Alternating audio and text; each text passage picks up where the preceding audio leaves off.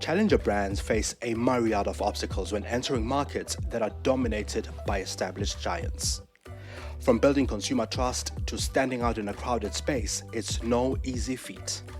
In this episode of The Lead Creative, I speak to Avashnee Moodley, Head of Marketing for OPPO South Africa, who shares how OPPO has navigated these challenges since their entry into the South African market.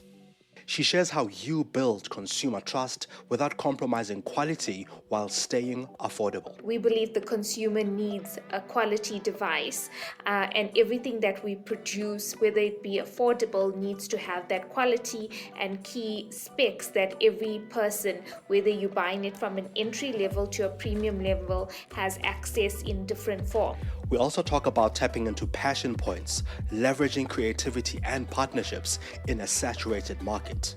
The work or the quality of work you get is based on the relationship you have and working together and collaborating together. So all these partners we work very closely with to ensure that the work that we do is of the best quality, but also we're doing something that both partners are happy with. Catch all these insights and more by listening and subscribing to the Lead Creative Podcast, available wherever you get your podcasts.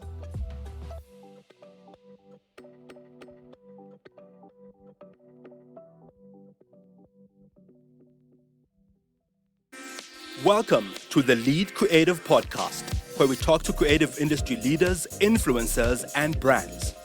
We discuss the strategies that influence brand thinking and shape industries. Thought leaders and heads of agencies let us in on some of their thinking and insights. I'm your host, Mongezi Mtati. Enjoy the show, and please share and subscribe. So Avashnee, in your past life, you were a sports analyst. So when you look at the competitive marketing landscape and the landscape of mobile devices and smartphones, how would you apply a sports analyst lens to describe the strategies that work for challenger brands and for marketers today? I think marketing has evolved so much at technology, and with innovation comes different creative ideas that are constantly being put forward. I was at the Lorries last week, and for me, seeing how marketing has evolved from traditional forms to digital, but also the way we market things. And I think some of the winning entries and some of the work that I saw came from the MEA region. And for them, it was more about course marketing, where there's a lot of things that are happening in the Middle East currently. So they were very focused on their passion points, which was cause marketing and pushing women in football, more women in football in the Middle East. And also a lot of health issues, sanitizers, and there's a whole bunch of things. But I think course marketing is something new, and that's something that is being focused on now. And then I go back to us being a challenger brand or being challenger brand. And I think that's where you look at new innovative trends, new things. You look from a brand perspective. When we launched in South Africa in 2020, it was during COVID. So our way of thinking and doing things from a marketing perspective had to be different. And when you're coming into a market that already has established brands, you need to look for things that are niche, things that are different, and look for spaces where the other brands are not. And I think in South Africa, we're quite lucky that South Africans or consumers are open to new and different things. So they were very open and responsive when we launched in the market, being a new brand, because they were looking for different things. And I think that's something that I could say South Africans are very open to looking for new products. There's the loyal base, but in terms of looking for new innovative things and trying things differently, they're more open to it. Yeah, but there certainly is a lot of that openness to new products and new brands in the market. That said, though, Oppo has entered a space that is dominated by well-established brands, both well-established and challenger brands, and I mean, at both ends of the spectrum, there are strategies that these brands have had, proven to work, that they've kind of stayed with. What are some of the strategies that you've found effective in building consumer trust as a new entrant in the market, or as a newer entrant in the market, that seem to be affordable, while at the same time not compromising on this idea that because it's affordable, it's low quality? Like, what are the strategies that you've found to balance this? I think from us, when we launched in 2020, we needed to understand the market. We launched during COVID, so it was a very tough time. But also, we needed to understand who our audiences were in South Africa. So when we launched with our A series device range, which is our entry to mid tier. But also, from an OPPO perspective, we only bring a certain price band into the market. So we won't produce a device lower than 2,000 Rand, because we don't believe that we believe the consumer needs a quality device, and everything that we produce, whether it be affordable, needs to have that quality and key specs that every person, whether you're buying it from an entry level to a premium level, has access in different forms. So when we launched in 2020, it was important we launched with the A72 device in the market. So it was our mid-tier, entry to mid-tier device. And at that time, some of the other brands were going through some difficult times, but also at that time, South Africans were open to new brands. So for us, it was a really good time for us. So within the first 2 years, in terms of price point and the products that we brought into market, that was key for us. And I think within the next year, that we in 2021, we looked at also the passion points. What do South Africans resonate with? And then we looked at fashion, we looked at sports, and also globally, OPPO was affiliated to the global brands such as the Wimbledon and Roland Garros as well. So in South Africa, we're passionate about our sports, and within that, the next year, we looked into a partnership, and we went into partnership with Orlando Pirates. Yeah, We did I'm familiar as with well. that one, and I want to delve a little bit. Into that particular partnership, because I think this some of the ideas I think that you've mentioned. I think the proving the quality on the one side of it, and also I think understanding the consumer passion points. One of those that I'm realizing from an Oppo perspective is this support of our creatives, more so photographers, as being core to your strategy. How does this investment in creative communities shape the future of the brand, of the role that the brand plays in people's lives? I'll go back to the Reno Academy, which we started a few years ago, and it was all one of the key focus in terms of our technology is imaging technology and photography, and content creators is such an important part of it, because initially when we were doing the Reno Academy, it was about obviously growing our brand awareness, but also our in terms of our KSPs and just the technology on our device.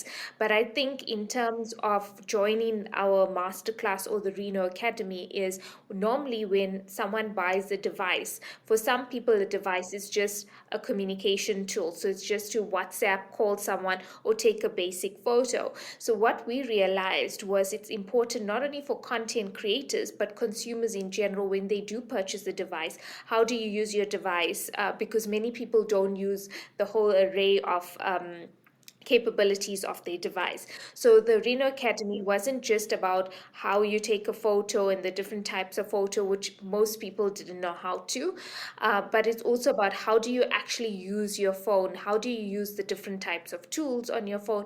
And I think that was really important. And for us, it was important for us to work with up and coming South Africans, but also established South Africans photographers. We worked with Anthony Beeler, we're working with Craig House now, and we continue to look for new photographers, but also creators that we work in the space with continually. So we don't just want to work with someone once and not work with them after that. So I think our collaboration with Craig House and Anthony Beeler has been fantastic because in terms of content creation, and creatives themselves, their work speaks for themselves. So I think that's important for us to work together.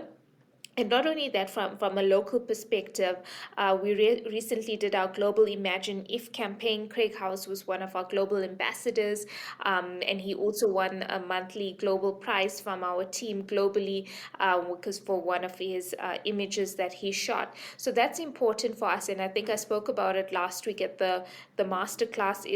Is that as OPPO we have a platform, and if we could use our platform to showcase local talent through them submitting and encouraging them to showcase their work on our global platforms, that's what we want to do, and I think that's really important from a creator perspective as well. What has that yielded? Because for one, I mean, you mentioned some of the photographers you work with and the fact that they are globally renowned, or at least globally recognized. One of the things that I notice about some of these smartphone or mobile device brands is that they get into a market with a certain strategy, and the photography strategy is usually one that a lot of them kind of come into the market with. I've seen, I mean, I can think of two brands I think that have done something similar. How do you think that positions you in the market? Because for one, I see that as a creative person, I see that as, oh, this is something that I could use, in the creative space. Very much so. And I'm not sure, but I think I'm not sure if it's your N series or something like that. I think it's the N series, which feels to me as though it's more professional than for the creative, right? Like, how do you then balance these things where a lot of your competitors, for instance, are targeting the professional, and you are very clearly drawing the line and saying, we want to work with the creative? I think for one of the other things that I worked with, I think about 2 or 3 years ago, also when we started, which was one of my passion points at that, it was, I think, during Women's Month where we started a podcast series. But the podcast series, initially, when I did start it, it was aimed at helping young women or women in business, but where they wanted to start off their business. So my target or the people that I wanted to speak to was, say, for someone who had a passion point about selling handbags or selling earrings, for example. And it was about how do I create my business on a device, because sometimes people don't know how to set up the Instagram page, for example, or how to take a product image. And that's what I was focused with in that time, is how do you use your phone to do that, or how do you use your phone as a payment tool, that you can use it as so you don't need a credit card machine. So if someone wants to pay you for whatever you make, you can use it. And that's how I started initially with the podcast series, and then we grew to our vlog, which was called Live Beyond series, which we had incredible people in on our series. But initially, that's what I wanted to do, and we're actually going back to our roots now, because I'm working with a few organizations and trying to get that out there again, is how do you use your phone to start your business, create your content pages, whether it has an Instagram shop or a Facebook marketplace. And I think that's easy wins for people who want to start businesses. And sometimes, as you said, the market is also so saturated with different brands pushing, the photography. How do we stand out? And that's why at the beginning I said, for us as a challenger brand, we look at niche ways in which we can communicate.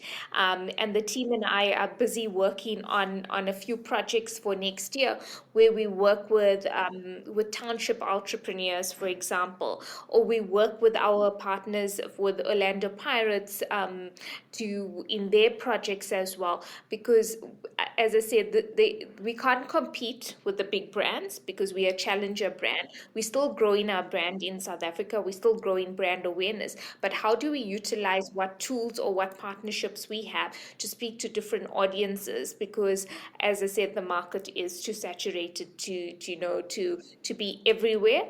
But how do we find that niche way of speaking to our audiences? And there's a lot of partnerships that we're working on. Also, it's not only about photography. New devices that we're looking to come to South Africa next year. There's a huge gaming focus on one of the devices. Yeah, So I've seen that. I think I focus think on I've that. seen your relationship with the gaming industry, and I think that is a very very interesting one. Something that you spoke about last week at the Luries was the power of AI in empowering creatives, especially photographers. I mean, I know we've spoken about photographers quite a bit.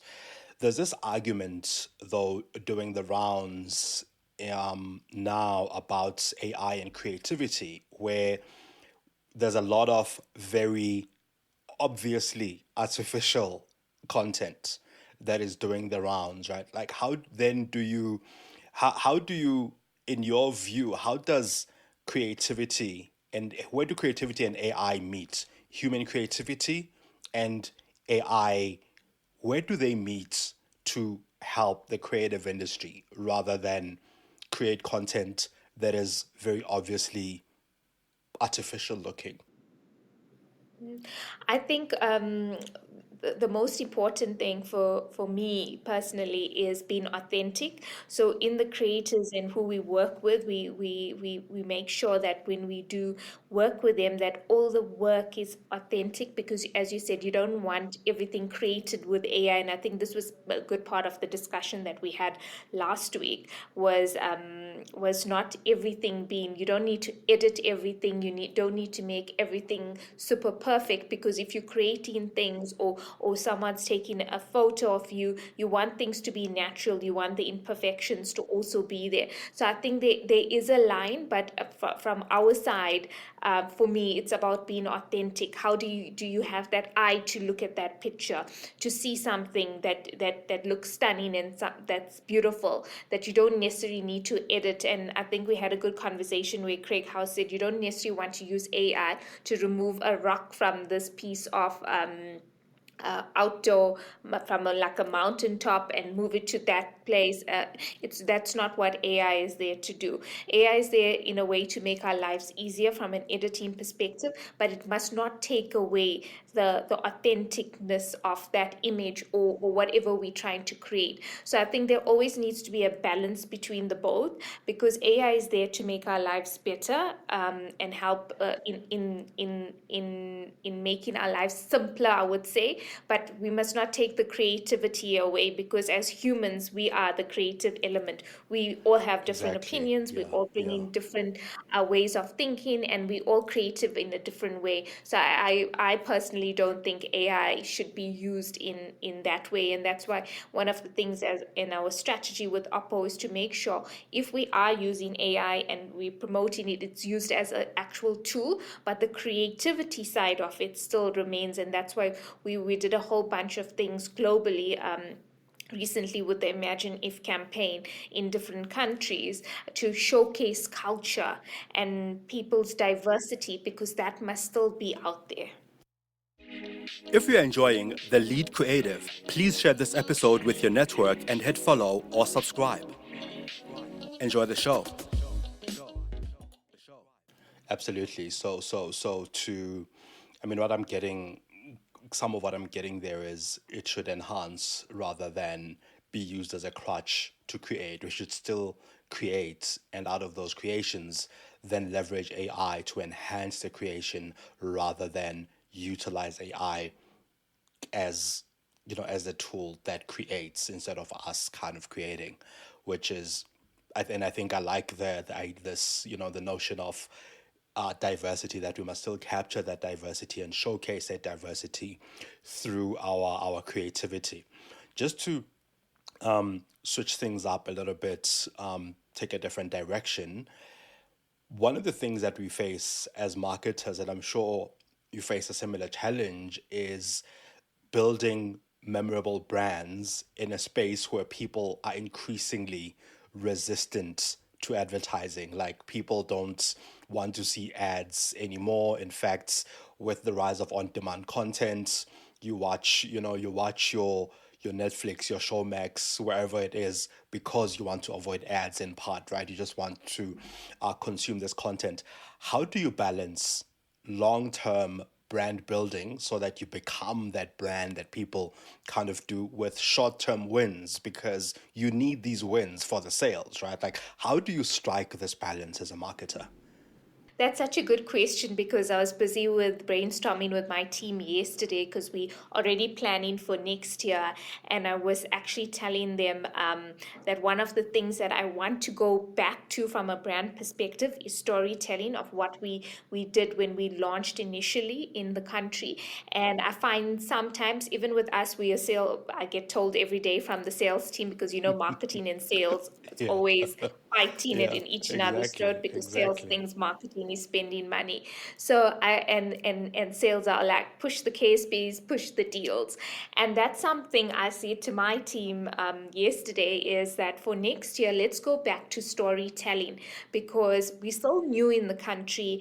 And I really think if we go back to storytelling, we can make a difference. And then you're not going to get people, then consumers see you for who you are, because now when consumers are, even myself, when I look to buy something or I look at a brand, I'm always looking at what is the brand doing, not only from a product perspective and an innovation Yeah, perspective, but yeah, what do they do to people? How do they yeah, help people in the long term? And I think yeah, storytelling and having that balance is something yeah, so important. So I was yeah. saying to my team, next year, that's what we're going to focus on. As much as we need to push product, we will do it Sure, subtly. But I sure. think the great brands, or the brands that do incredible work, are the ones that Yeah. can do storytelling. And I was actually referencing with the team some other brands like your Alan Gray and sometimes Nike and Adidas, where they subtly do their marketing in Sure. a storytelling form.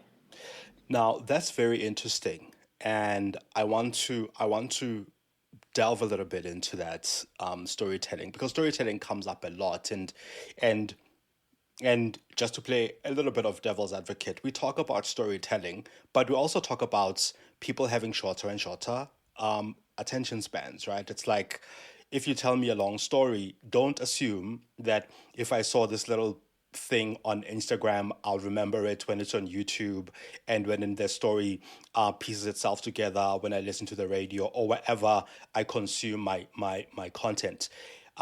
That's one. And the other side of it is that the things that we've been talking about now, for me, are the OPPO story. You've been telling a story.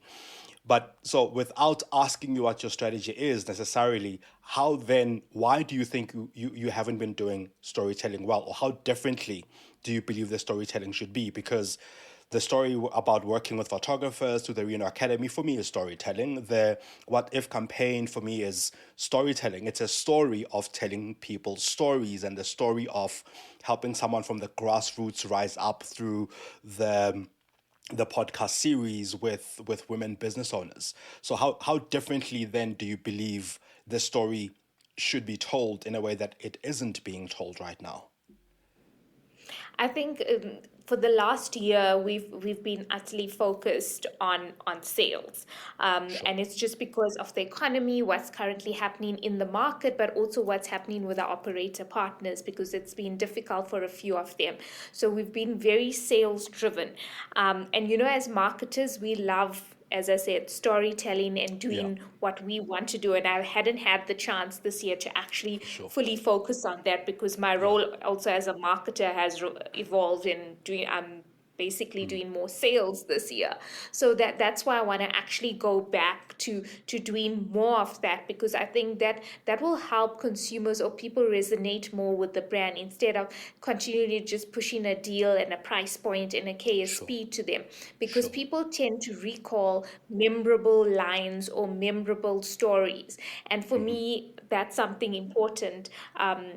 If we're going to continue to grow the brand, because one of the big things currently happening in the market is because our competitors have slightly very much bigger budgets because they've been Yes. established, or they subsidiaries within a country while we privately owned, so it Yeah. makes us very difficult from a budgetary perspective as well to create all that. So that's why we're very For sales sure. focused this year. For sure. And that's why I want to kind of go back, and that's why I was saying that we realize the marketplace, we realize the retail space where in store it's so cluttered, it's all about who's paying what to be in that booklet or in the store for that period in time, that we Yeah. needed to find niche and other ways of communicating with consumers. Absolutely. So that's why we want to change it up a bit. And also, we have our properties like the UEFA Champions League. Yeah. We also partner with Rich Manisi, a South African Yes. designer, and we work very Yeah. closely with him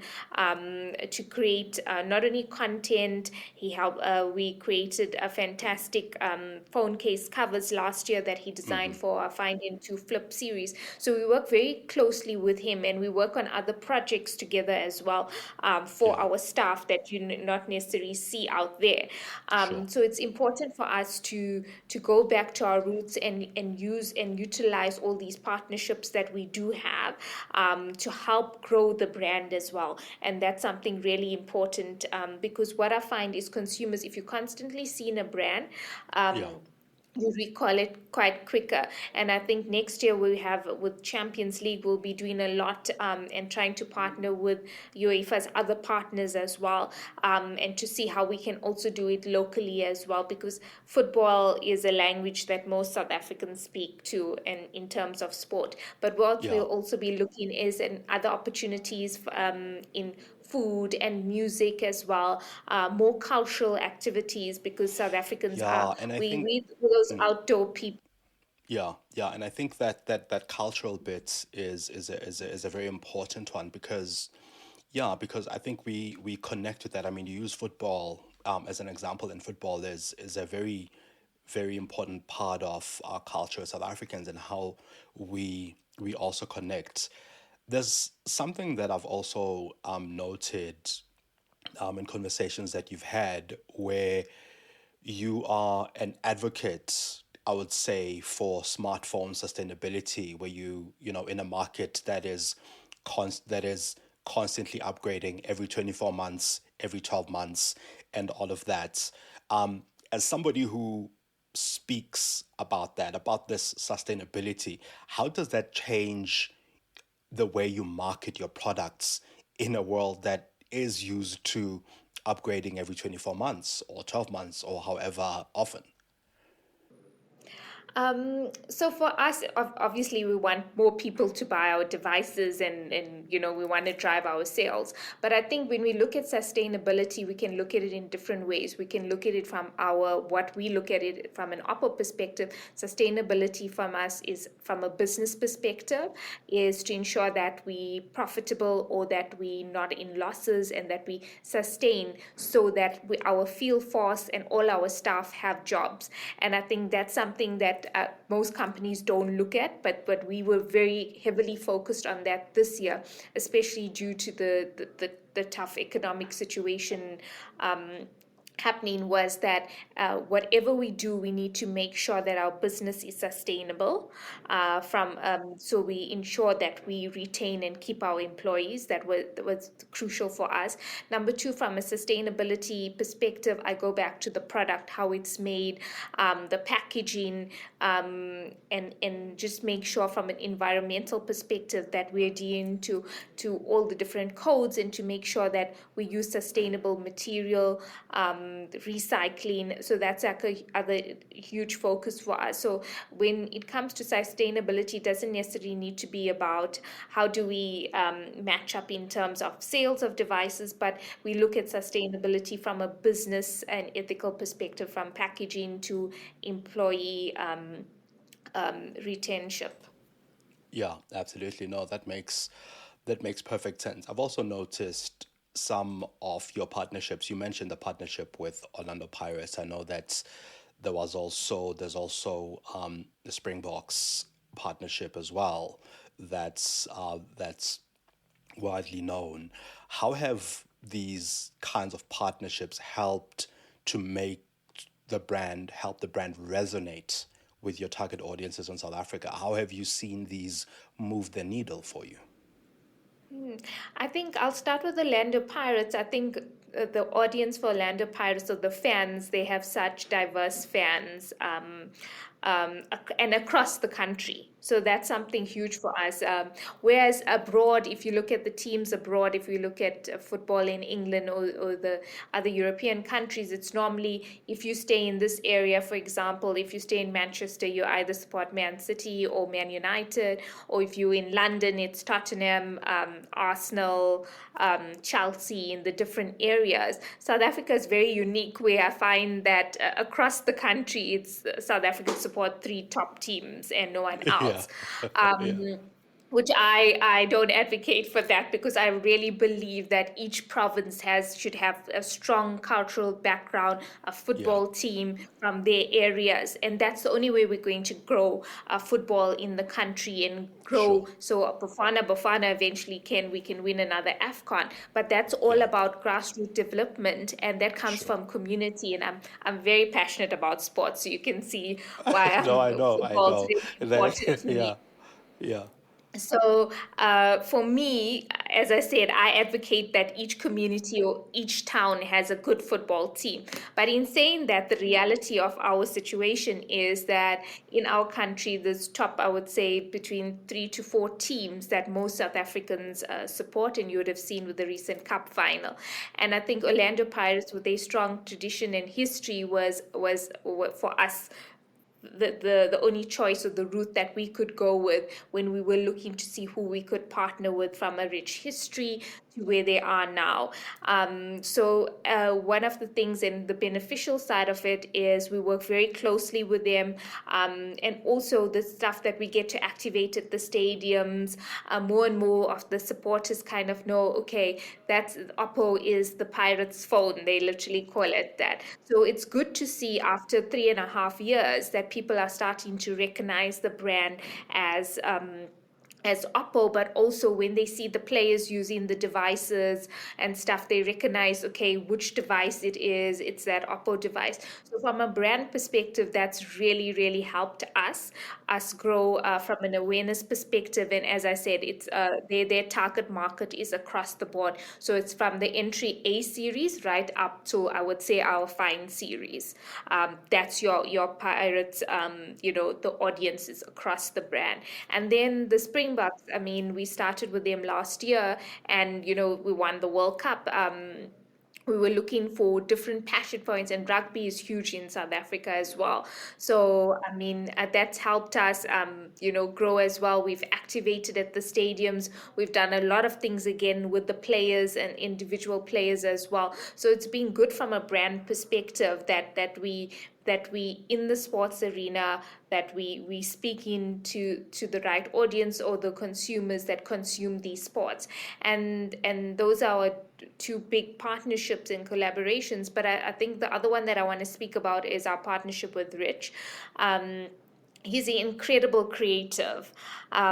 We work very closely together. He's very hands-on in everything, from the material of which he procured for the cover, to the colors, to the fonts, even in our launches and whatever we do with him is very hands-on from a creative perspective. So when we talk about how do we partner with creators, this is one way of when you actually partner with someone like a Rich, who's very involved in the whole creative concept right up to execution. So these partnerships, and even If I South may African come in there, fashion. if I may come in there, apologies for jumping in. I think the other thing as well that comes up a lot in terms of these partnerships, like a lot of creative people, content creators, podcasters like myself, we see these things after the fact. Like,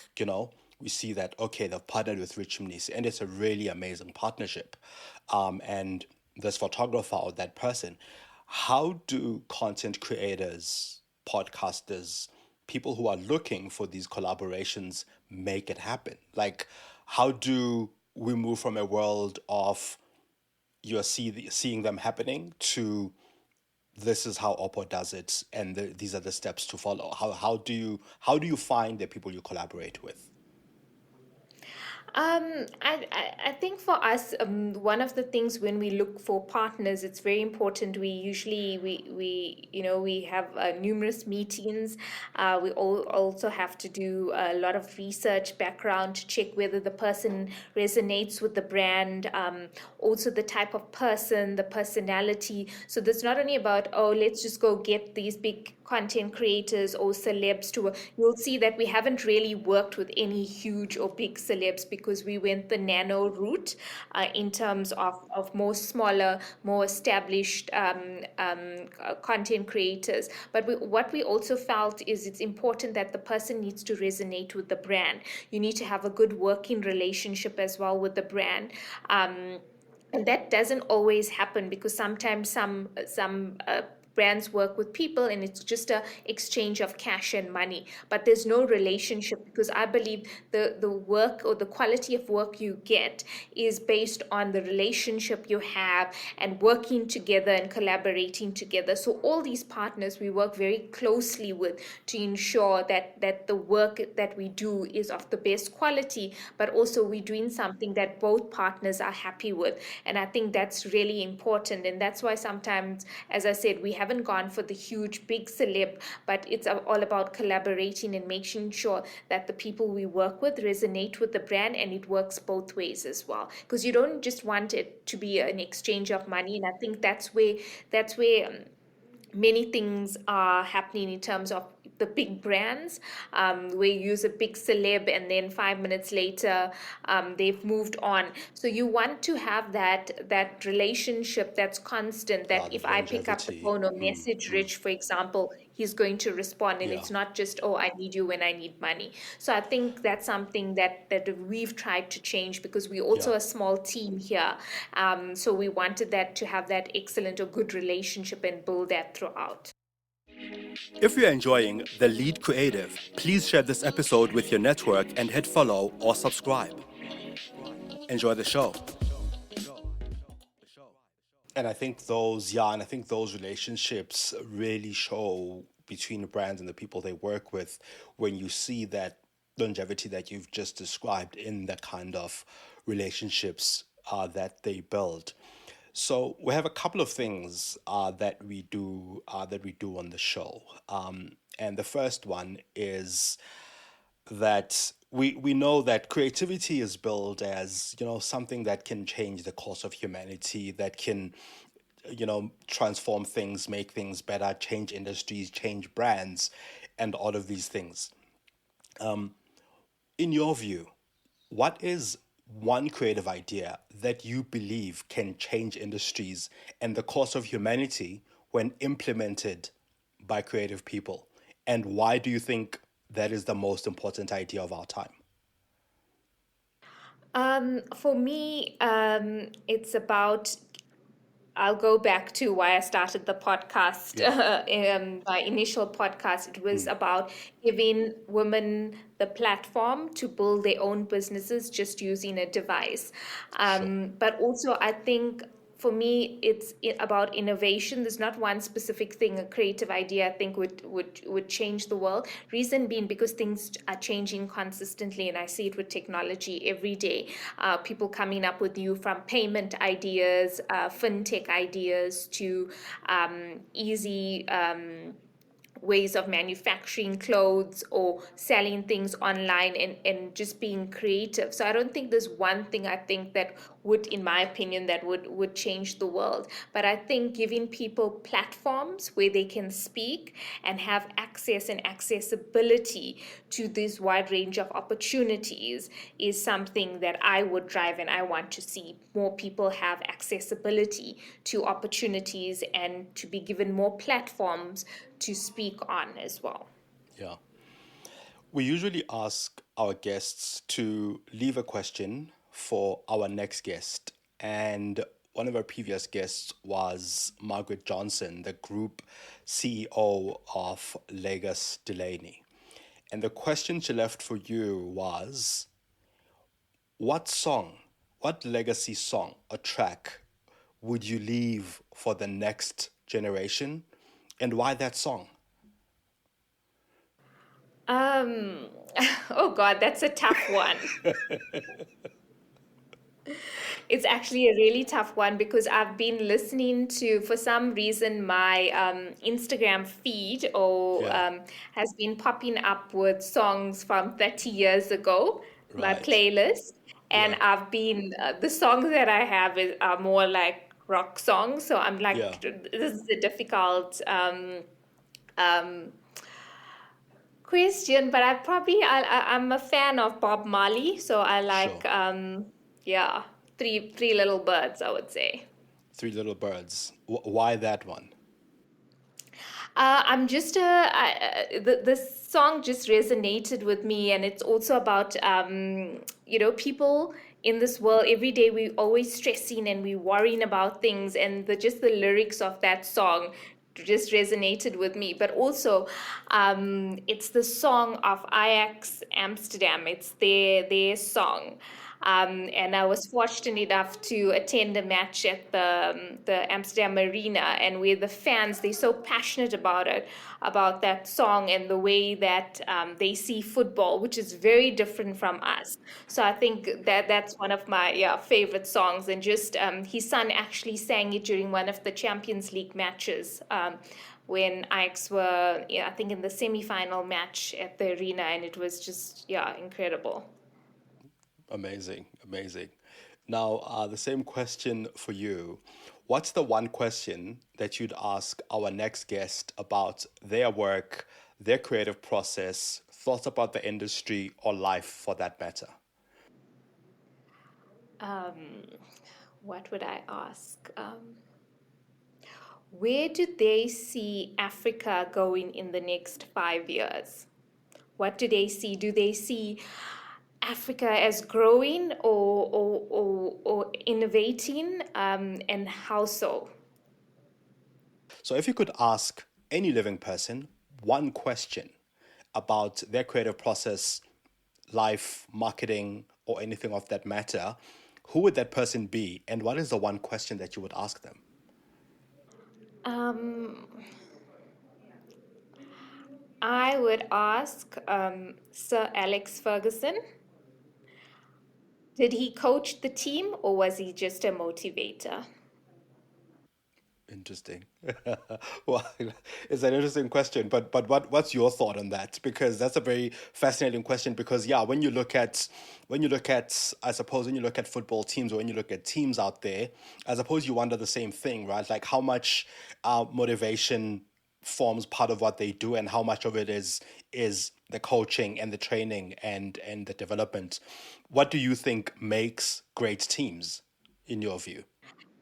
Yeah, actually, I've been reading a lot and listening to a lot of podcasts, but about like the winning mentality and stuff. And I think it's a combination of how motivated you are as a person Yeah, to go out there and perform and do well, but yeah. how do you take advice, or how do you take advice from the coach, but also what do you see yourself as? Are you worth it? For example, I was listening to an interview with Rio Ferdinand interviewed Phil Jones.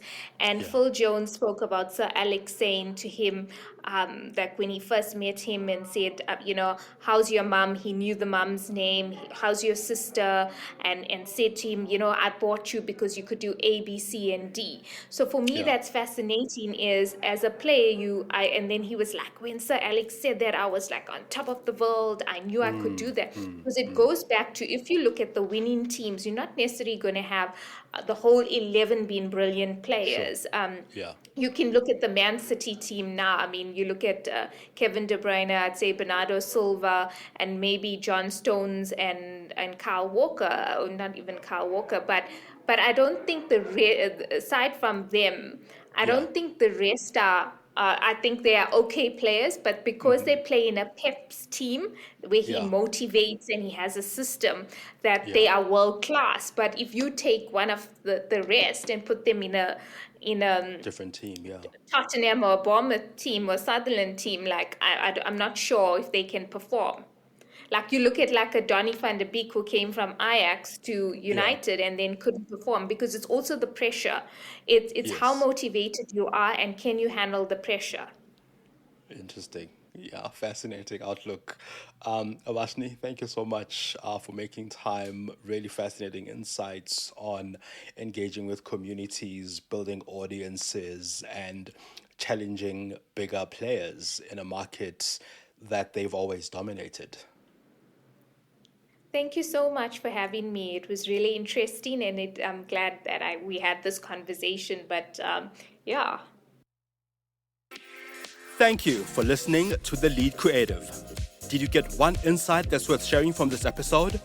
Please share it with your network or your friends.